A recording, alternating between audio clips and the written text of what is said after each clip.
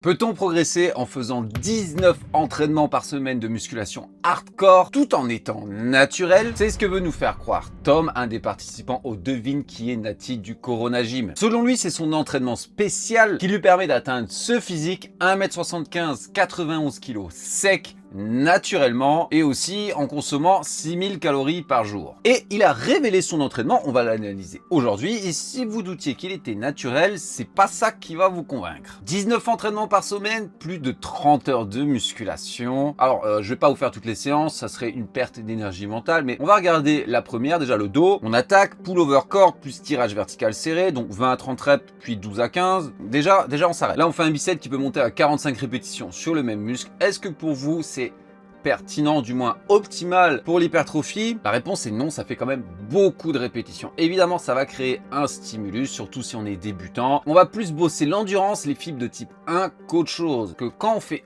autant de répétitions sur la fin, ça va être compliqué pour le système nerveux d'envoyer un influx suffisamment puissant pour arriver à recruter correctement les fibres. Bon, si vous faites 4 séries de 50, il n'y a pas de souci, mais le problème c'est que toute la séance est comme ça. Donc vous pouvez être sûr que les derniers biceps de la séance seront beaucoup moins efficaces que les premiers. Tirage vertical large plus pull-over cord encore, 15-20 reps, 20-30, on monte jusqu'à 50. Rowing bar plus Smith, oui, il y a des différences légères entre ces deux exercices, mais c'est virtuellement le même.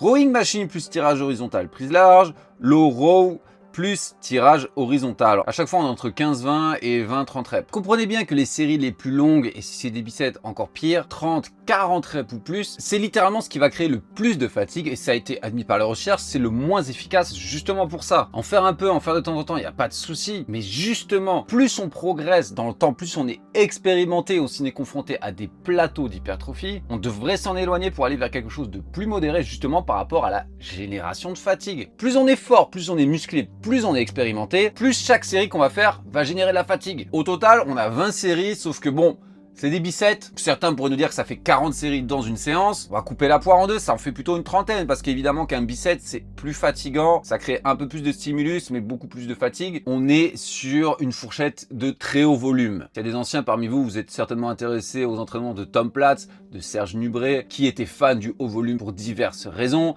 Peut-être vous êtes déjà amusé à faire l'entraînement de Tom Platz, un enfer, mais la différence, c'est que Tom, après l'avoir fait, il attendait entre 6 jours et 2 semaines. Il se donnait le temps de récupérer avant de rattaquer. Là, ça, ce que je viens de vous dire, on le fait 3 fois dans la semaine et on a 2 autres séances le reste de la journée. Ensuite, dans le cas de Serge Nubret, où la plupart des gens qui font du haut volume, ils ne vont pas à l'échec sur toute leur série. Compliqué de tenir, sinon de garder la qualité de répétition. Vous arrivez à la 16e série, si vous êtes allé à l'échec partout avant, là, c'est écrit échec partout. Tout est à l'échec. Donc déjà, ces trucs-là, c'est pire que ce que nous faisaient des Olympiens qui avaient une bonne génétique. Vous allez me dire que Serge Nubret avait une mauvaise génétique, ou Tom Platz qui a littéralement squatté 240 x 23 et qui était copieusement dopé. Donc là, on nous fait bien pire que ça. Les quadriceps, on a du leg extension 10 séries en triple dégressive, n'est-ce pas, des drop sets. Donc on va même pas à l'échec, on va au-delà de l'échec. Donc déjà, faire 10 séries de leg extension, waouh.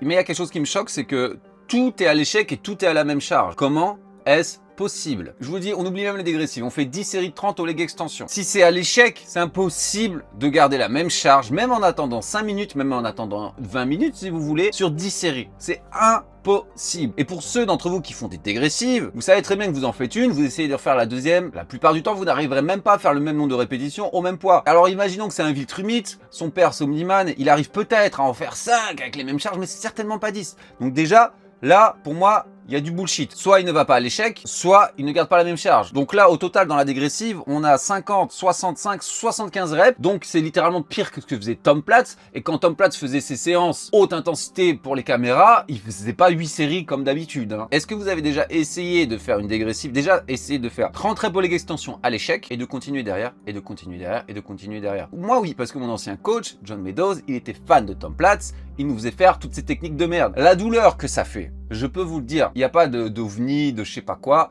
à moins qu'il ait plus de terminaison nerveuse. On ne fait pas ça sur 10 séries, on ne fait certainement pas ça à la même charge. C'est pas possible. Et après, on a le soir encore une séance épaule, mais alors là, on a carrément 6 biceps. Pas détailler ça, mais on va parler du volume qui est irréel, parce que ça, c'est le premier jour, et on a ça sur 7 jours. Mardi, pec, squat, biceps. Mercredi, triceps, ischio, épaule. Jeudi, dos, quadri, ischio et pec. Vendredi, épaule, ischio, biceps. Samedi, pec, dos. Et dimanche, 3h30 de bras. 3h30 de bras. 1h45 sur les biceps, 1h45 sur les triceps. C'est le truc le plus stupide que j'ai jamais vu de ma vie. Alors, j'avais pas envie d'être trop méchant en faisant ça, mais en montrant ça à des personnes, comment on peut vouloir augmenter sa crédibilité autant que coach. On va parler du volume du coup. Si on prend les épaules, on est à 24 biceps, n'est-ce pas, dans une séance. Donc on est à 78 sur la semaine biceps. Si on compte que ça fait 2 séries, parce qu'il y a 2 exos en même temps, on est à 144. Si on compte le volume fractionné, donc indirect, une demi-série, des développés couchés, développés nanani pour les séances pec, on est à plus de 200 séries fractionnées par semaine.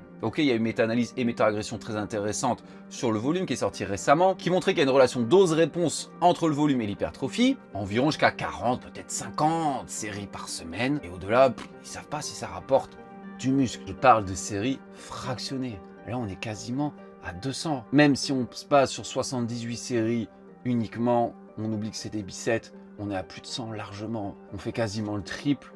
Pourquoi? Quand on est naturel, le pire ennemi, c'est le volume. Enfin, le pire ennemi, comme je vous l'ai dit, ça fait gagner du muscle, mais c'est surtout le plus difficile à récupérer. C'est ce qui va créer le plus de fatigue. Une tonne de séries, des séances bien longues, ça nous crame. Ça fait monter le cortisol en flèche. Quand on fait ça 3 fois dans la journée, 7 fois par semaine, écoutez, même avec trenbolone, testo, de l'AGH et des peptides pour la récup, il y a des limites à la physiologie humaine. Même Batman ne s'amuserait pas à s'entraîner comme ça, tout simplement parce qu'il ne récupérerait pas, même en s'injectant tout ce qu'il veut. Et quand on est naturel, même dopé, personne ne soutiendrait ce volume avec une intensité correcte. Donc déjà, je vais vous le dire, c'est écrit partout, échec, échec, échec, échec partout. Même les Olympiens dopés le font pas. S'il fait vraiment toutes ces séances, il ne va pas à l'échec. Il ne va pas à l'échec. Ou alors, la charge varie. C'est l'un ou l'autre. C'est pas possible sinon. Il y a plein de gens sur Internet qui ont donné leur avis. Il y en a qui ont dit qu'ils l'ont vu en vrai et que c'est vrai, ils mettaient cette intensité. Et d'autres qui sont venus me voir et qui m'ont dit non, ils gardent 15 reps en réserve. Je vais pas me baser sur ce que les gens disent parce que les gens peuvent raconter n'importe quoi. Je vais partir du principe qui fait vraiment ce qu'il écrit là. Bah non, en fait, je peux même pas parce que c'est pas possible physiologiquement. Bref, séance bizarre aussi également, le squat. Donc, on doit faire la pré-fatigue. 5 séries de 30 plus 15 en dégressive. Encore une fois, les chiffres précisément des dégressives sont indiqués, hein, comme pour la séance full leg extension, 30, 20, 15, 10. Si vous avez déjà fait des dégressives, si vous allez à l'échec sur chaque dégressive, vous savez que c'est pas possible de savoir déjà à l'avance le nombre de reps que vous allez faire. Et enfin, la fréquence ne va pas non plus, parce que quand on fait autant de volume, autant d'intensité, il fait les ischios le mercredi, le jeudi, le vendredi, mais pas le reste de la semaine. Donc s'il s'entraîne vraiment à l'échec, en plus avec des dégressifs comme c'est écrit, donc vraiment s'il y va vraiment dur le mercredi, il arrive le jeudi, il a les ischios courbaturés a priori. Du moins, même s'il n'a pas de courbature, ils seront fatigués. Il y aura des dégâts musculaires s'il s'est entraîné dur. Donc il sera donc capable de générer moins de force, moins de stimulus pour l'hypertrophie. Mais les lundis, mercredis, vendredi, et le vendredi, que ce soit ton jour le plus difficile à récupérer parce que tu as 2 jours derrière pour récupérer. Si on s'amuse à faire ça plein de fois dans la semaine, on ne tiendra pas. C'est comme les boutons d'un ampli de guitare. On ne peut pas tout mettre à fond. Si on met le volume à fond, l'overdrive à fond, les basses à fond, il va exploser. Même principe, vous devez jouer sur volume et intensité. C'est pour ça que par exemple, Mike Menzer qui poussait l'intensité à fond, il diminuait le volume. Mais si par exemple vous avez une séance de l'espace comme Tom Platz avec haut volume, haute intensité, bah la fréquence était très basse. Ouais, il attendait 2 semaines avant de se réentraîner. Vous pouvez pas tout faire à fond. C'est pas possible. Bon, on va arrêter là parce que, bon, c'est une aberration. Pour moi, la seule explication logique, c'est qu'il est atteint de bigorexie. Il ne peut pas se passer dans l'entraînement. Il a besoin, psychologiquement, c'est un trouble psychologique, il a besoin d'y aller. Sinon, il sent qu'il va dégonfler, qu'il va perdre tous ses muscles, etc. Ne croyez pas qu'au fil de 10 ans d'entraînement et d'augmenter sa capacité de travail, il est capable d'encaisser tout ce volume. Il y a des limites, comme je vous le dis, au volume humain, surtout naturel. Hein. Tellement de cortisone que ça va prendre la place des récepteurs androgènes pour empêcher de construire du muscle, la testostérone dans les chaussettes. Et même dopé, il s'empêche de progresser de manière optimale autant qu'il le pourrait s'il fait vraiment ça. Bon, et comment créer un bon programme de musculation adapté à vous? Alors évidemment, je ne peux pas rentrer dans les détails à l'extrême. Par exemple, il y a des gens qui ont un temps illimité, qui font des séances d'entraînement avec rotation. Par exemple, leur semaine dure 8 jours, simplement pour s'assurer de leur récupération. Mais on va essayer d'aller au plus simple et qui pourrait vous servir à vous. Et j'expliquais les 3 variables de l'entraînement: intensité, fréquence et volume. Vous pouvez très bien faire de la haute intensité ou du haut volume, je m'en fiche. Les 2 sont bien, faites ce que vous préférez le plus, mais comprenez que si vous faites les 2 en même temps, votre fréquence devrait être bien diminuée. Ceci dit, règle générale, surtout si vous êtes naturel, En sèche, il serait mieux d'aller vers un bas volume haute intensité. En masse, vous faites ce que vous voulez, les deux, il n'y a pas de souci. Première chose à considérer, le nombre de jours que vous pouvez vous entraîner. Évidemment, si vous pouvez faire que 3 séances dans la semaine ou 7, c'est pas le même délire. Si vous pouvez faire que 3 séances dans la semaine, vous oubliez le split avec une partie du corps par jour, c'est mort. Si par exemple vous pouvez faire que 3 jours, vous choisissez le split qui vous convient par rapport à ces 3 jours. 3 full body, upper, lower, upper, et la semaine d'après on repart sur lower. Vous pouvez même faire un push-pull leg 3 fois par semaine. Je sais, il y a beaucoup de gens qui vont décrier ça, mais pourquoi pas pendant un moment. Il y a des avantages et des inconvénients à chaque split que vous choisirez. Très bien, maintenant les points faibles. Donc j'explique dans cette vidéo comment mettre en place un programme de spécialisation, mais comprenez qu'une chaîne n'est aussi forte que son maillon le plus faible. Pensez à mettre l'accent sur vos points faibles. Vos points forts ont besoin de moins de volume pour progresser encore plus que vos points faibles. Et je sais, c'est chiant parce qu'on adore entraîner ses points forts. Ah, j'ai des gros pecs, je suis trop fort, nanana. Mais ça va jouer dans la répartition de volume. Par exemple, imaginons que vous ayez les pecs en points forts et les épaules en points faibles. Si vous faisiez 15 séries de pecs, 15 séries d'épaules dans la semaine, peut-être qu'il serait mieux de faire 12 séries de pecs, 18 séries d'épaules ou même 10 et 20. Vous n'êtes pas obligé de les faire en une séance en fonction de votre split, mais vous avez compris l'idée. Faites bosser plus vos points faibles que vos points forts. Sinon, vous ne les rattraperez jamais. Ensuite, il faudra prendre en compte vos capacités de récupération. La science, oui, l'a dit, c'est mieux un peu plus de fréquence, 2-3 fois par semaine, surtout si on est naturel. Mais je suis sûr que vous le savez, vous avez des parties du corps qui récupèrent bien plus vite que d'autres. En général, par exemple, les épaules, ça récupère bien, les ischios, les lombaires, ça récupère très mal. Et il y a des différences individuelles en fonction de votre morphologie, vos points faibles, etc. Mais par exemple, il y a 3 semaines, j'ai fait un leg day diabolique, mes ischios, mes adducteurs, mes quadris étaient ravagés. 3 jours plus tard, je devais faire du rack pull, mes ischios, mais j'avais envie de pleurer. Est-ce que c'est pertinent pour l'hypertrophie maximale? Non, clairement pas. Donc, si vous êtes comme Tom Platz et que vos jambes, elles mettent 6 jours à récupérer, les faire 2 fois par semaine, est-ce que c'est vraiment pertinent? Probablement pas. Ou alors, vous décidez de faire moins de travail par séance. Si d'habitude, vous faites 20 séries sur vos jambes, passez à 10. Enfin, 10 et 10, donc 20 au total, mais en 2 séances, afin de pouvoir récupérer meilleure qualité de répétition et pouvoir progresser. À l'inverse, si vous avez une partie du corps qui récupère bien, et si en plus c'est un point faible, n'hésitez pas à y aller. Et évidemment, du coup, il n'y a pas de recette miracle, il y a une recette qui correspond à vous. Donc si vous avez besoin de conseils ou d'indications sur votre programme en ce moment, n'hésitez pas à me la dire en commentaire. Prenons un exemple concret qui pourrait correspondre, j'imagine,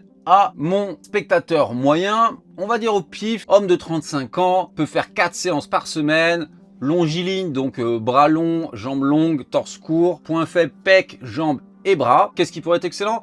Upper lower, upper lower. Pour le haut du corps, forcément, on fait plus de travail pour les pecs et les bras et moins pour le dos et les épaules. Et pour les jambes, eh bien, vu qu'on a un upper lower, on les travaille 2 fois par semaine, ça sera 2 fois plus que ce que vous avez l'habitude de faire, bande de feignasses. Vous partez là-dessus et vous voyez comment vous récupérez. S'il n'y a pas de signe ostentatoire de fatigue et que vous continuez à progresser, à mettre du poids sur vos exercices, vous pouvez augmenter le volume légèrement au fil des semaines. Quand vous sentez que ça commence à être ric-rac, faites un deload et partez un petit peu plus bas que ça sera votre volume a priori idéal. Moi, ce que je vous recommande, c'est même de cycler. Par exemple, vous pouvez faire 14 séries pendant quelques temps, puis 18, puis 20, et après on repart. Mais bon, ça devient trop long et trop compliqué pour une seule petite vidéo, donc si vous voulez que j'approfondisse ce sujet, dites-le moi en commentaire. Dites-moi ce que vous pensez du programme à 19 entraînements par semaine.